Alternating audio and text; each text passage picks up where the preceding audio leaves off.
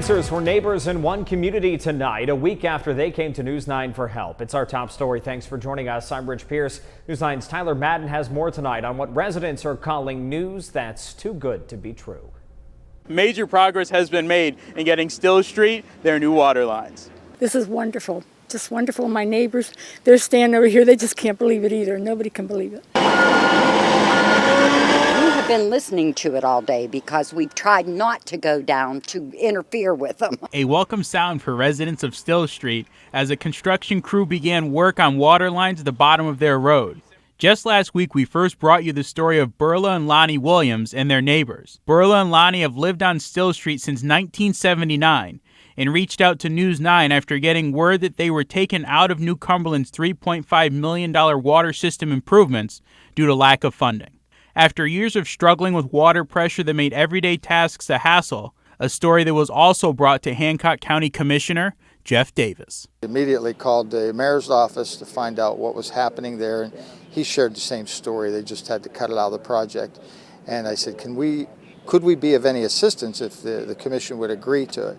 The commission did approve and stepped up to partner with the city for the project totaling around $80,000. The commission putting up $40,000 and New Cumberland using part of their $240,000 in American Rescue Plan funds to cover the other part. All of this taking place in the span of 6 days. It's like it was a whirlwind. Next thing we knew, they said, "You're not going to believe this. You're going to get water lines." I thought, no, this isn't going to happen. This can't be, but it is. And we have you to thank. I'm telling you, if you hadn't come up here, I really think it's because of WTOV. I really do. Finally, a solution in sight for their years-long problem, with the Still Street neighborhood still feeling like it's too good to be true. When it happens, I'm going to have to pinch myself because I'm not going to believe that I'm going to actually have water flowing in these lines. I mean, I'm going to have pressure.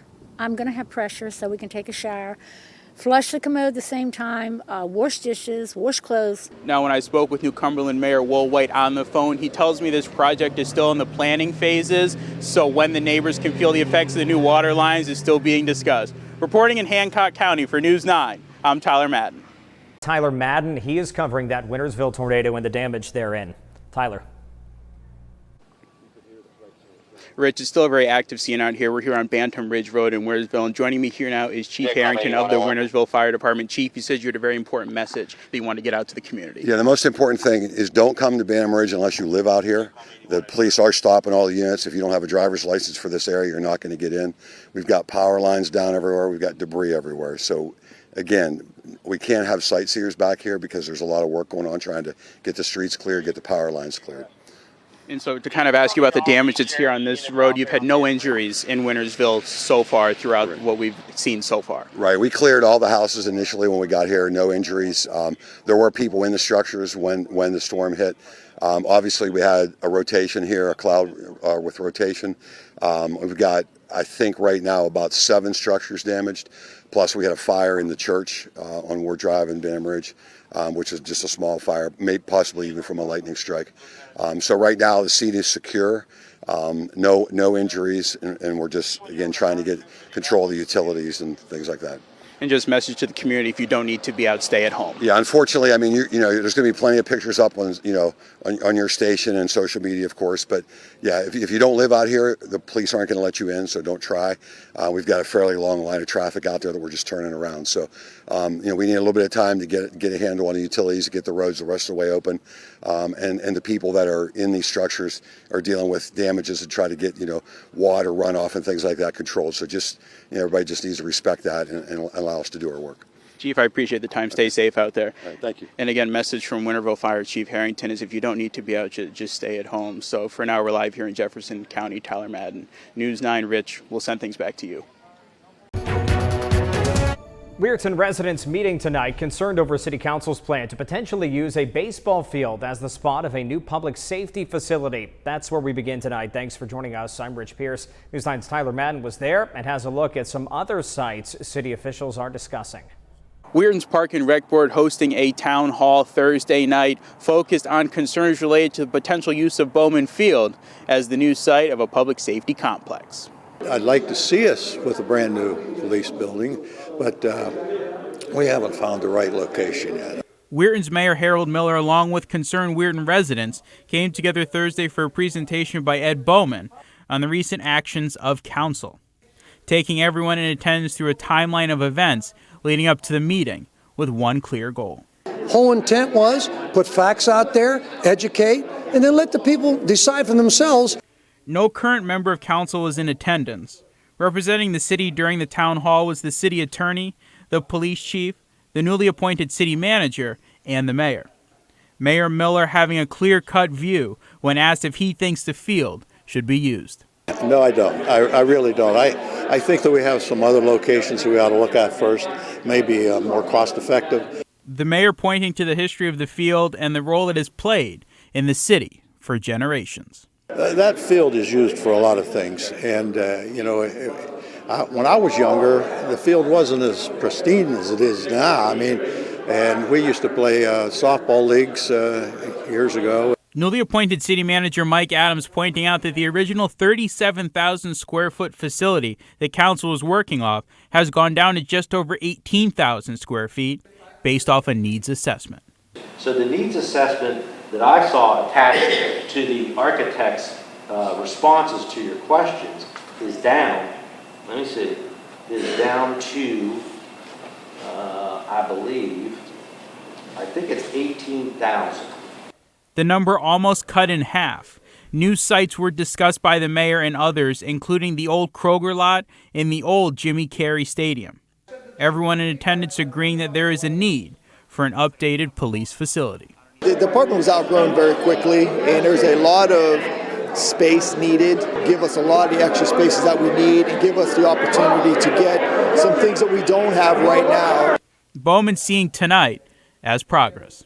There's a lot of power in the public out there if they only exercise that power by speaking their voices. Reporting for News 9, I'm Tyler Madden. Today, where he received a key endorsement in his U.S. Senate race, here's News 9's Tyler Madden. Ohio Congressman Tim Ryan traveling to Steubenville Friday to campaign for the United States Senate and gaining a key endorsement. I'm running for the Senate for Steubenville, for Jefferson County, for these communities in many ways that have been forgotten. Ryan at Steubenville Fire Department, where he received the endorsement of longtime U.S. Senator for Ohio, Sherrod Brown.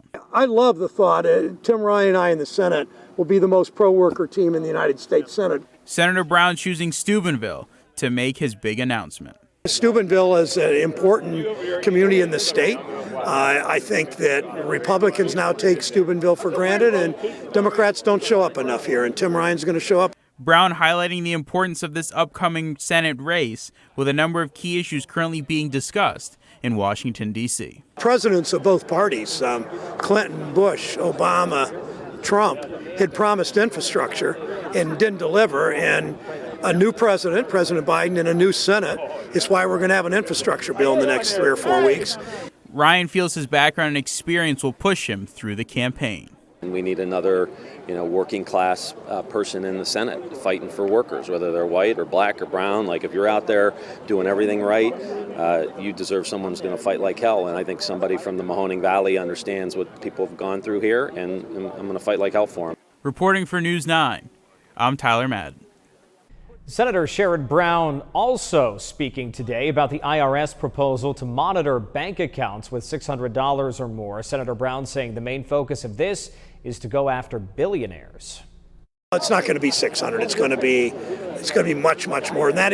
And the IRS already has people's tax information when they file their 1040s or their W-2s. And the whole point of this is there are billionaires in this country that evade taxes, and they're moving money in and out of accounts. And that's who we're going to catch. The proposal emerged as a potential way to recover some of the estimated $600 billion per year in unpaid taxes. Wellsburg Parks and Rec and the BDC hosting a vision session at 7 p.m.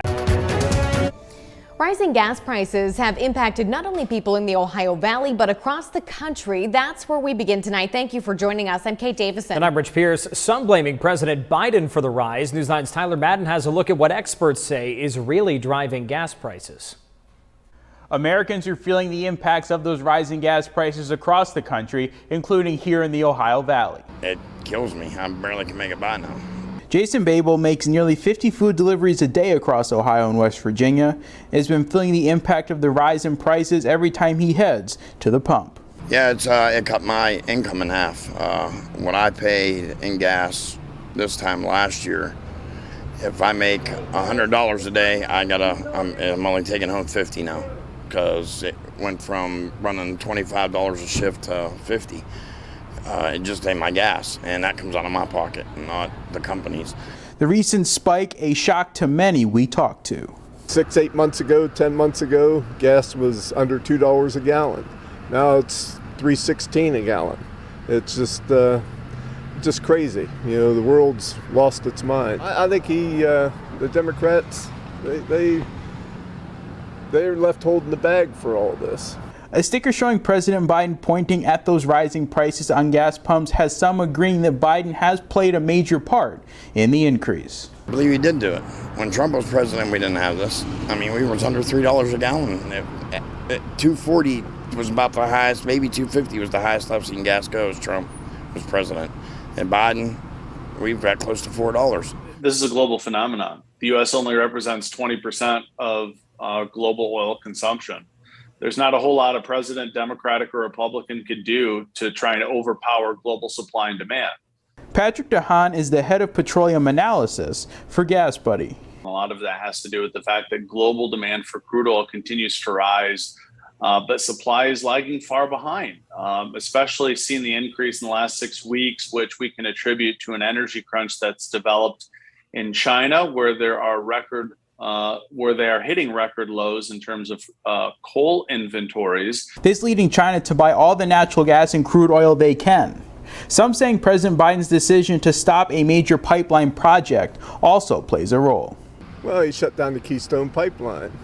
That was part of it. DeHaan says that's not necessarily the case with the pipeline, since it wouldn't have produced oil. Oil production has gone up as President Biden has been in the White House because the nation has been recovering from COVID-19 and oil companies are slowly increasing oil production. With winter fast approaching, he says there is no timetable on when we might start to see a decrease in prices. Even if the U.S. is in the middle of winter when demand is lower, we're faced with other countries that are also recovering and they're consuming more crude oil as well. So I don't think this is going to be a quick fix. Reporting for News 9, I'm Tyler Madden.